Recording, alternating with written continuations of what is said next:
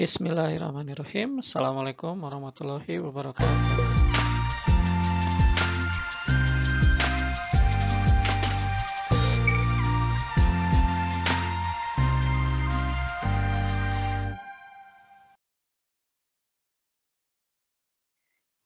Oke, soal pertama di kategori sedang yaitu soal tentang vektor.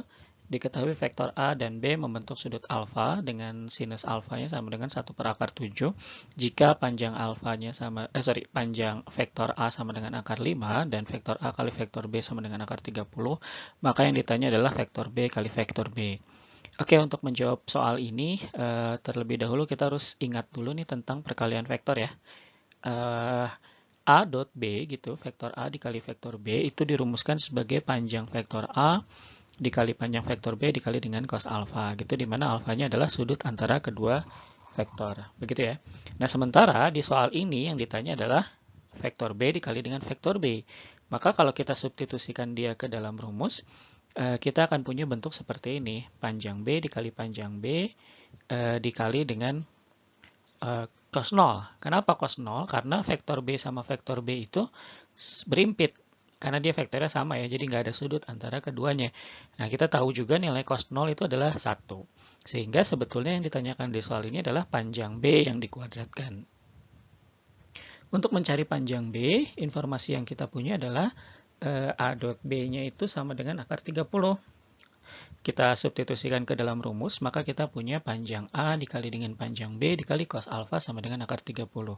Panjang A di soal sudah diketahui, yaitu akar 5. Kita tinggal substitusikan saja, akar 5 dikali akar B cos alfa sama dengan akar 30 gitu ya. Akar 5 kalau kita pindah ruaskan jadinya pembagian. Jadinya kita akan punya panjang B dikali dengan cos alfa sama dengan akar 6 gitu ya. Nah, sampai sini informasinya masih belum lengkap nih karena kita belum tahu nilai dari cos alfa. Nah, supaya kita tahu informasi cos alfa, kita gunakan yang diketahui satu lagi yaitu sin alfa sama dengan 1/7. Hubungan sin alfa sama cos alfa kita bisa membuat segitiga bayangan gitu ya. Ingat di trigonometri bahwa yang namanya sin itu adalah depan dibagi dengan miring begitu ya. Jadi kalau kita bikin segitiga siku-siku bayangan gitu, di mana sisi di depan sudut alfa ini itu adalah 1 gitu ya. Sementara sisi miringnya itu adalah akar 7 gitu ya. Nah, kita bisa mendapatkan nih sisi samping atau yang alas gitu ya di bawah sini itu pakai Pitagoras ya. Jadi dapatnya nanti akar 6. Sementara cos alfa sendiri itu rumusnya adalah samping dibagi miring, maka ini sampingnya lalu kemudian miringnya adalah akar 7. Sehingga nilai cos alfanya itu adalah akar 6 dibagi dengan akar 7.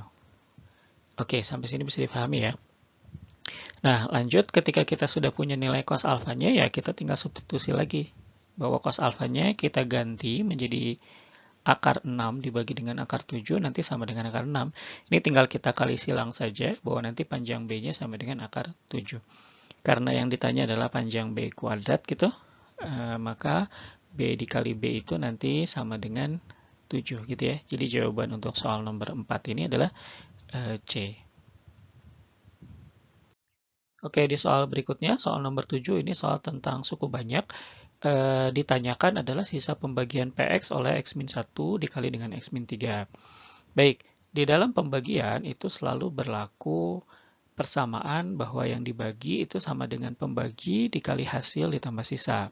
Jadi kalau di soal itu ada pernyataan PX sama dengan X-1 dikali QX ditambah 1, maka secara posisi bahwa PX itu adalah yang dibagi, pembaginya itu adalah X-1, hasilnya QX, dan sisanya itu adalah 1.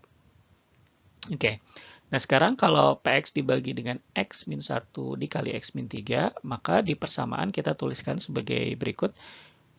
PX itu adalah X-1 kali X-3, nah karena hasilnya tidak tahu, maka kita tuliskan saja hasilnya HX.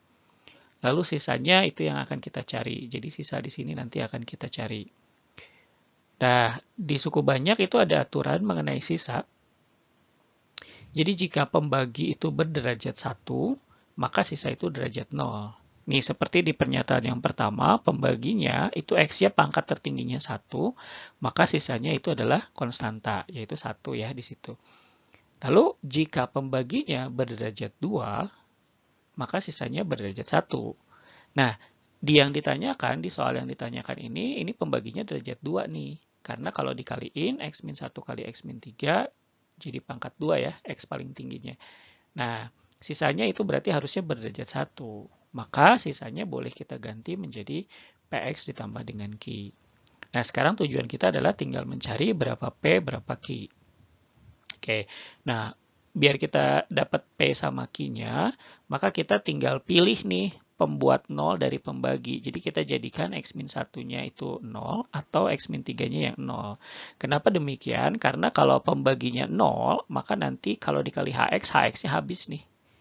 Gitu ya. Karena kita nggak tahu HX, ya sudah kita hilangkan saja HX-nya. Nah, pembaginya supaya 0, kita bisa memilih X-nya sama dengan 1. Jadi, di persamaan ini, semua X-nya itu diganti 1 semua. Jadi, P1 ini X-nya udah diganti 1 sama dengan P ditambah Q. Karena P dikali 1, P ditambah dengan Q. Gitu ya. Sementara yang pembagi dikali dengan hasil ini semuanya udah jadi 0 nih. Begitupun ketika X-nya kita ganti menjadi 3, maka kita punya P3 sama dengan 3P ditambah dengan Q. Nah, sekarang tinggal kita eliminasi nih. Hanya kita belum tahu berapa nilai P1 dan P3. Nah, supaya tahu nilai P1, P3, kita cari informasi dari persamaan sebelumnya. Di persamaan sebelumnya, kalau X-nya kita ganti menjadi 1, maka kita punya P1, nanti pembagi sama hasilnya menjadi 0 ya, setelah dikalikan, baru ditambah dengan 1. Sehingga P1-nya sama dengan 1. Nah, kalau P3 gimana? Ya kita substitusi saja. Semua X kita ganti dengan 3. Maka kita punya P3 itu sama dengan 2 dikali Q3. Jadi pembagi sama hasilnya tidak habis. Nanti ditambah sisa 1. Karena Q3 kita punya informasi dia sama dengan 5. Maka kita punya P3 itu nanti sama dengan 11. Kalau sudah dapat ya tinggal kita eliminasi ya di sini. Masukin ke sini lalu kita eliminasi. Hasilnya adalah min 2P sama dengan min 10, bahwa P-nya sama dengan 5. Setelah dapat P-nya, substitusi ke persamaan, kita akan dapat Q-nya sama dengan min 4. Ini nggak terlalu susah ya kalau di sini. Nah, terakhir, berapa sisanya? Jadi sisa pembagian itu kan PX ditambah Q ya. Karena P-nya itu adalah 5 dan Q-nya adalah min 4, maka sisa pembagiannya adalah 5X min 4. Ini jawabannya adalah yang C.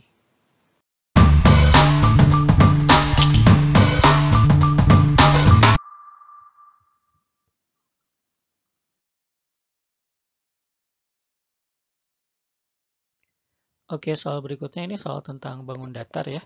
Jadi ceritanya itu ada 2 buah lingkaran gitu, di mana lingkaran kecil itu melalui pusat dari lingkaran yang besar, lalu garis yang menghubungkan kedua titik potong lingkaran ini merupakan diameter dari lingkaran kecil. Oke, saya misalkan aja pusat lingkaran yang besar yaitu P, lalu titik potongnya itu A sama B, begitu ya.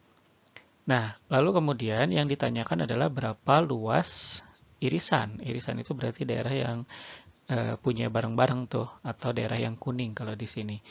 Nah, kita bisa bagi dua nih untuk mencari daerah kuning ini, yaitu luas 1 dan luas 2. Begitu ya. Luas 1 itu adalah setengah dari lingkaran yang kecil gitu ya. Maka kita bisa langsung masukin rumus karena luas lingkaran itu adalah VR kuadrat dan R kecilnya itu adalah 3 akar 2 begitu, maka kita akan punya setengah dikali V dikali 3 akar 2 kuadrat.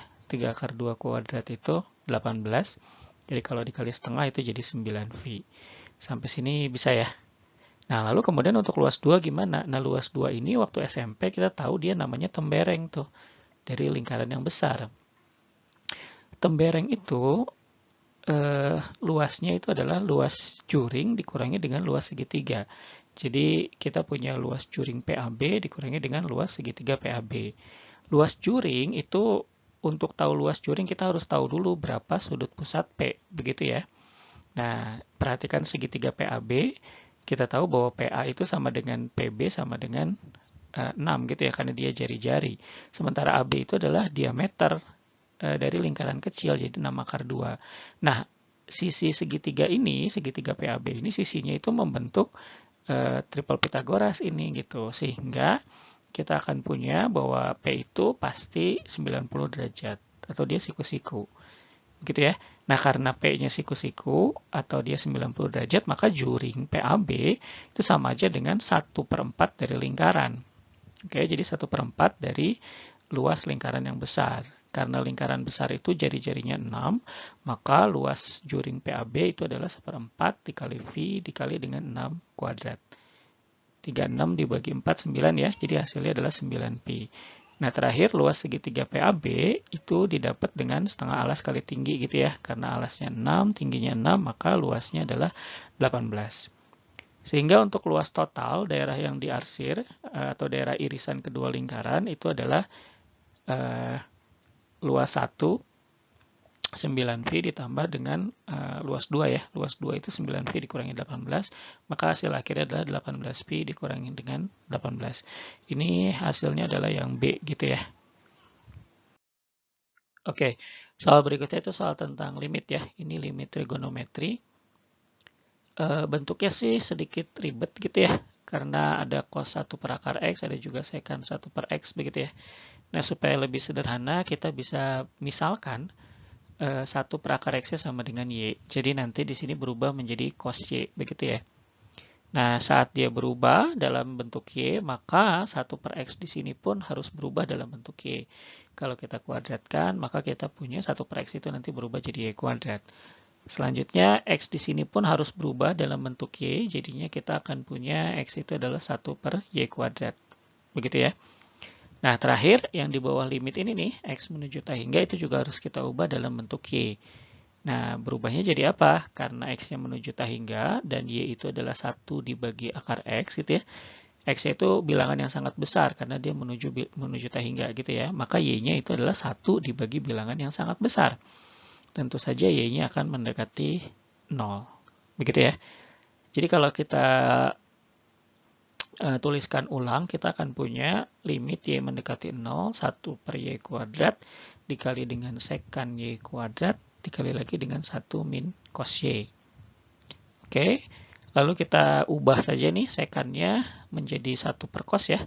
Jadi kita punya 1 per Y kuadrat, dikali 1 per cos Y kuadrat, dikali lagi dengan 1 min cos Y. Begitu ya. Kalau dirapihkan bentuknya, punya bentuk pecahan. Pembilangnya 1 min cos Y, lalu penyebutnya Y kuadrat dikali dengan cos Y kuadrat. Di limit, hampir selalu bentuk 1 min cos apapun gitu ya, itu diubah menjadi bentuk 2 sin kuadrat setengah gitu ya. Jadi kalau di sininya Y, maka di sini ya setengah Y. Tapi kalau di dalam cosnya itu adalah 10Y, maka nanti di dalam sinnya itu adalah 5Y. Pokoknya selalu setengahnya. Begitu ya. Jadi kita punya bentuk yang baru nih, jadi 2 sin kuadrat setengah Y. Nah, saya urai nih kuadratnya menjadi perkalian 2 kali sin setengah Y kali sin setengah Y. Nah, Y kuadrat yang di bawah juga saya urai menjadi perkalian Y dikali Y, begitu ya. Kenapa demikian? Karena ini supaya memudahkan untuk diselesaikan, begitu ya. Ingat di pelajaran kemarin bahwa sin Y dengan Y-nya itu bisa dicoret, begitupun dengan sin Y sama Y yang sebelahnya itu bisa dicoret. Sehingga yang atas itu hanya tinggal tersisa 2 kali setengah, sementara yang bawah Y-nya disubstitusi nih, sama dengan 0. Jadinya cos 0. Cos 0 itu sama dengan 1, jadi hasil perkaliannya itu hasilnya setengah. Oke, jadi jawaban untuk soal ini adalah yang A, gitu ya. Oke, soal terakhir kita punya soal turunan ya. Ditanya adalah turunan pertama dari fx, di mana fx itu adalah cos dari 2 sin x dikali dengan cos x. Nah, sebetulnya bentuk ini akan lebih mudah diturunkan kalau kita ganti dulu bentuk yang di dalam kurung. Di trigonometri kita punya persamaan bahwa 2 sin x dikali cos x itu sama dengan sin 2x. Jadi, fx itu sama aja dengan cos yang di dalamnya adalah sin 2x. Begitu ya. Nah, lalu kalau kita turunkan mulai dari yang paling luar, yaitu dari cos gitu ya. Turunan dari cos, kita tahu turunan dari cos itu adalah min sin. Jadi kita tuliskan dulu turunan dari cos adalah min sin. Karena di dalam cosnya itu adalah sin 2x gitu ya. Semua yang di dalam cos itu kita masukkan juga ke sini. Jadi ini juga sin 2x. Lalu setelah yang paling luar cos, kita masuk ke dalam yang kedua, yaitu turunan dari sin.